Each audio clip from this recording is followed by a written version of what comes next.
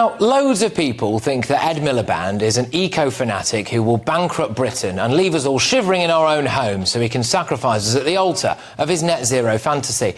In order to hit his 2030 clean power target, we would need to take unbelievably radical action that would cost us possibly hundreds of billions of pounds and which most people, I'm convinced, would not actually support. You'd be asked to have energy-saving sessions, i.e. not boiling your kettle, using your oven or turning the microwave on during peak time so that Red Ed can keep Greta Thunberg happy. But there's more than that. It requires a doubling of onshore wind farms, a tripling of offshore wind farms, a tripling of onshore solar sites, a five-fold increase in battery storage, nuclear plants staying open longer than intended, and the construction of carbon capture facilities. Now, imagine the cost. Imagine the change to Britain's countryside. Imagine the scale of that project. Imagine where you live changed irreversibly to hit Ed Miliband's target. In order to do that, you would need to change planning laws. You would need to secure unbelievable levels of taxpayers' money. And you would need the British public to all believe that they were living in a climate emergency that is so urgent that it has to be done now or else. And the public would need to be told that their energy bills wouldn't go up as a result. So what Ed Miliband really needs here is some kind of independent report that says just that.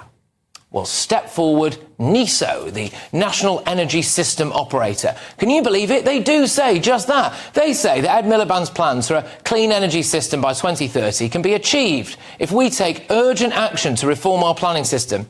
And that if ministers urgently make the right policy decisions, like the ones that Mr Miliband wants, then we could even get cheaper bills. They say Ed Miliband's plans for a clean energy system by 2030 can be achieved if we take urgent action to do all of those things. Ed Miliband was cock-a-hoop with this. He said, this independent report provides conclusive proof that the government's clean energy superpower mission is the right choice for the country, replacing Britain's dependency on volatile fossil fuel markets with clean, homegrown power controlled in Britain. The government is determined to ensure the significant reforms to planning and grid we need so we can back the builders and support investors to make this once-in-a-generation upgrade of Britain's energy infrastructure happen. But hang on a minute. Something doesn't seem quite right here. Earlier today, I went onto Companies House and looked up National Energy System Operator. Let's have a look at the people section, OK? What you see is that there is one active person with significant control, and that person is the Secretary of State for Energy Security and Net Zero. Now, that is Ed Miliband. The address is the Department for Business, Energy and Industrial Strategy. Well, it looks like this independent report that Ed Miliband is using to push his net zero lunacy might not actually be that independent. The company was brought into public ownership in September, and this report was published today.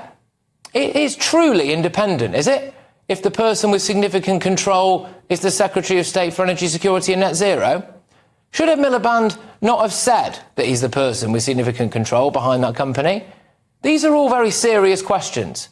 We have contacted Ed Miliband's special advisor, we have contacted the government department, and we're yet to hear back.